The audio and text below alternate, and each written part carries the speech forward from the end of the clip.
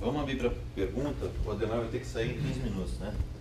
Mas se a gente pudesse ser sucinto, inclusive se as questões as questões forem direcionadas para o Ademar. Só lembro, Fernando, que eu retorno. Ele retorna na parte da tarde. Se a gente quiser continuar a fazer o debate, pode voltar. Inscrições abertas. Eu queria aproveitar a fala do Ademar, que colocou a centralidade da indústria no processo de desenvolvimento. E também pegar um comentário que você fez sobre a questão de uma nova economia, de uma economia digital e de uma realidade, digamos, da globalização. E uma provocação que a Graciela também fez na primeira mesa, colocando em questão se o Estado como indutor, se a indústria como um motor de desenvolvimento e a questão até da substituição do modelo de substituição de exportações, como a forma como o Brasil encontrou para se industrializar. E eu acho que por trás desse discurso da nova economia, da economia digital, da globalização, se dá um passo em dizer que a indústria agora não é mais importante. Inclusive o presidente do BNDES ele tem dito isso, de que a indústria é coisa do passado e que o futuro do desenvolvimento brasileiro ou do mundo, não sei, não pode depender mais da indústria.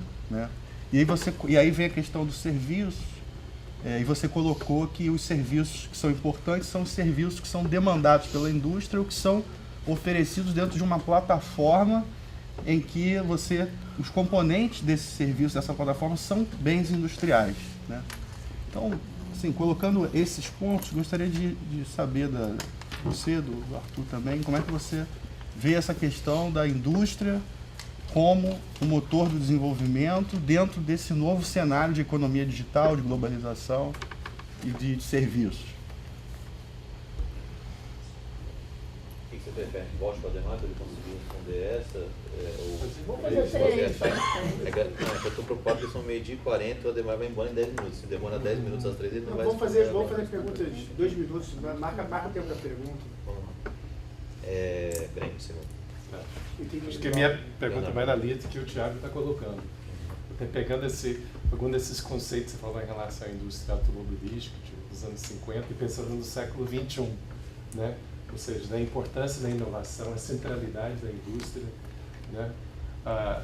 mas pensando assim, a inovação no atual momento, que tem outras preocupações, outros desafios.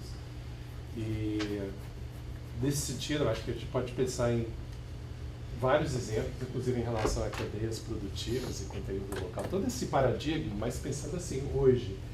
E eu lembro, assim, algumas discussões que já teve com o BNDES, assim, a questão, eu acho que levanta várias questões, tipo, o BNDES não poderia fazer mais sobre a eficiência energética dentro da indústria, dentro de vários produtos, como algo, até um fator de competitividade para a indústria nacional.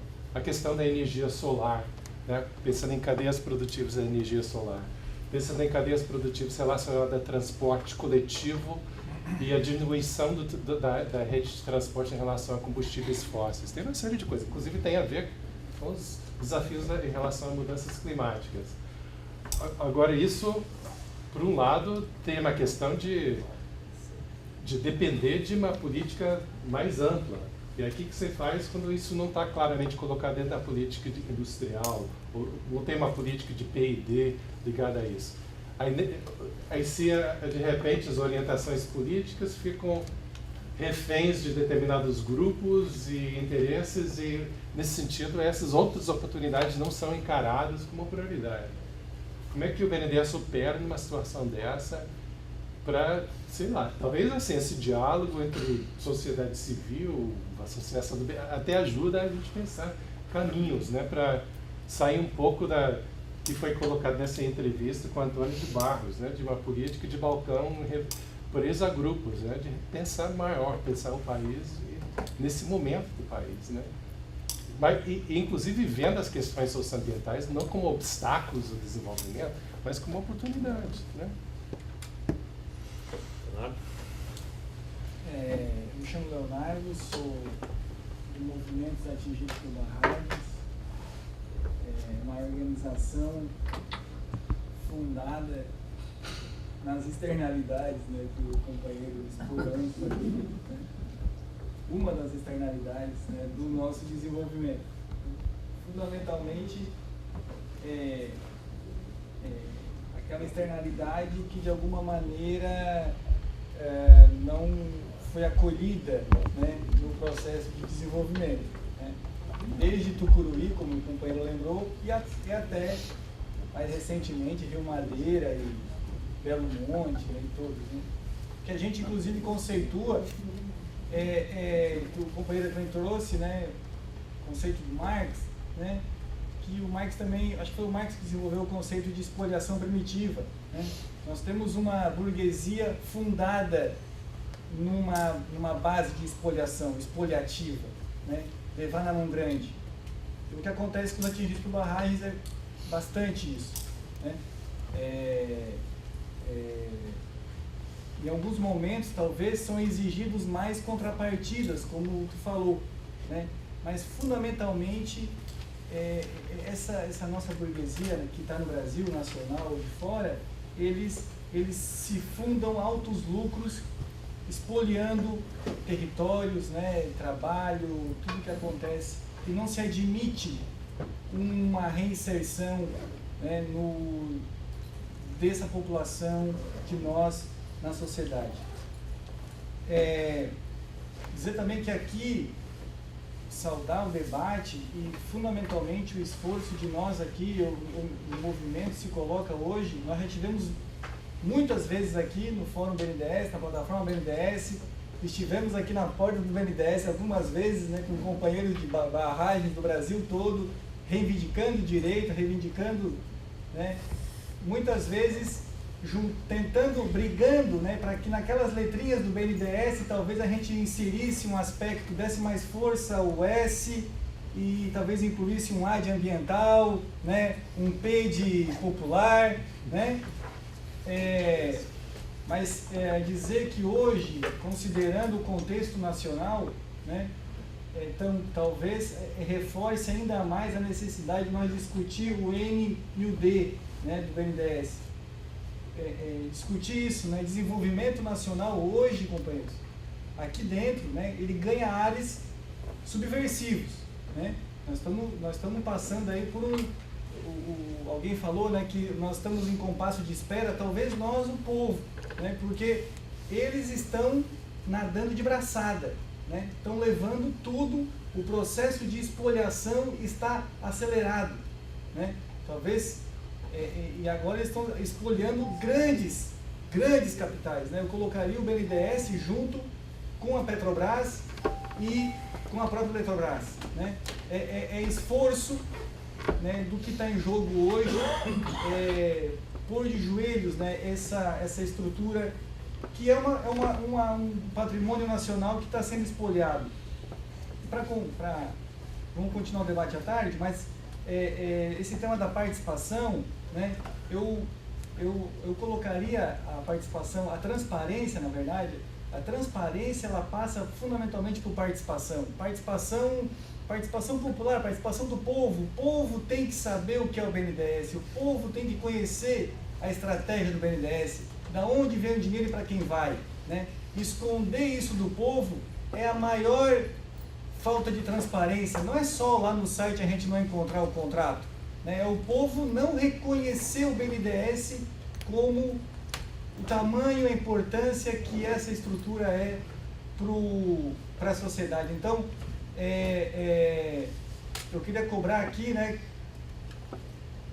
nós discutir a transparência vinculada à questão da participação como uma estratégia, inclusive, de defesa, né, dessa estrutura construída pelo povo, né, e que precisa estar a serviço da sociedade.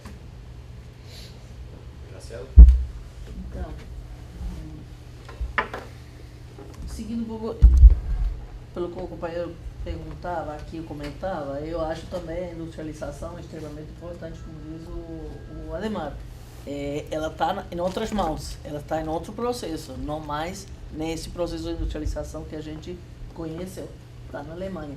Não está na China, quer dizer, está na China em certo sentido, porque a China copiou e está copiando cada vez mais e está começando a caminhar, mas a China talvez seja o último moicano, o último que conseguiu se agarrar ao processo de industrialização mais tradicional.